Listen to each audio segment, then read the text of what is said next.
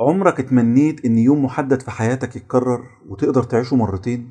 طب عمرك تخيلت ان يوم معين في حياتك ما يجيش تتخطاه كأنه مش موجود اصلا؟ او عمرك اتمنيتي انك تحتفلي بمناسبة معينة مرتين مش مرة واحدة بس؟ بلاش كل ده. عمركم ما تمنيتوا تسافروا عبر الزمن ولو ليوم واحد بس؟ ولو قلتلكوا ان كل ده ممكن يحصل وتقدروا تعملوه؟ ازاي يا جدع؟ الله العظيم مالكش حق. ازاي؟ السر كله في خط التاريخ الدولي. فيا ترى ايه هو خط التاريخ الدولي ده وموجود فين وازاي تقدروا تعملوا كل اللي قلنا لكم عليه من خلاله وايه علاقته بالسفر عبر الزمن؟ كل الاسئله دي واكتر هتعرفوا اجابتها اول ما تنزلوا تعملوا لايك وتشتركوا في القناه وتعملوا متابعه لو مش عاملين وتطلعوا تاني عشان نبدا حلقتنا.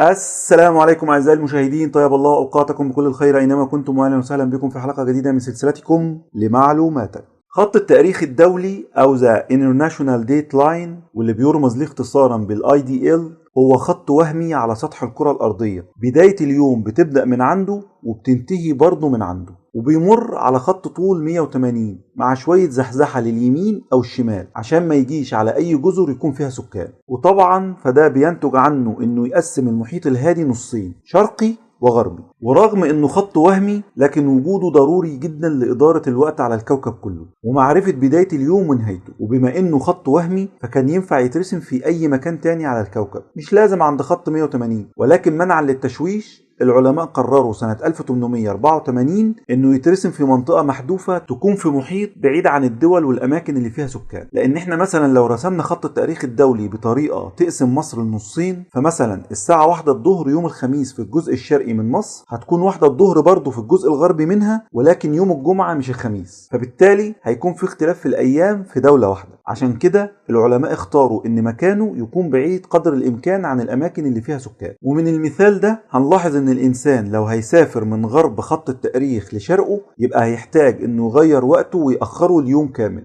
ولو العكس يبقى هيقدمه اليوم كامل. وهنا بقى يجي دور العالم والمؤرخ الجغرافي المسلم أبو الفداء اللي وصف في كتابه تقويم البلدان في الفترة بين 1273 و 1331 ميلادية، وقال إن المسافر حول الأرض حسب وجهة سفره لازم يعدل التاريخ بتقديم يوم أو تأخير يوم بعد ما يلف لفة كاملة حوالين الأرض. وخدوا بالكم أعزائي المشاهدين، هو قال الكلام ده سنة كام؟ عشان بعد أكتر من 200 سنة من كلام أبو الفداء تتحقق الظاهرة دي بشكل عملي لأول مرة في الفترة بين 1519 و 1522 لما يقرر ماجلان الرحالة البرتغالي انه يلف حوالين كوكب الارض عشان يثبت انها كروية، ومع نهاية الرحلة ترجع بعثته او اللي اتبقى منها لأسبانيا نقطة انطلاق الرحلة عشان يكتشفوا ان اليوم اللي وصلوا فيه غير اليوم اللي كان في حساباتهم. بمعنى انهم لو كانوا مثلا وفقا لحساباتهم المفروض يوصلوا يوم السبت، فاكتشفوا ان اليوم ده في اسبانيا هو الجمعة. وطبعا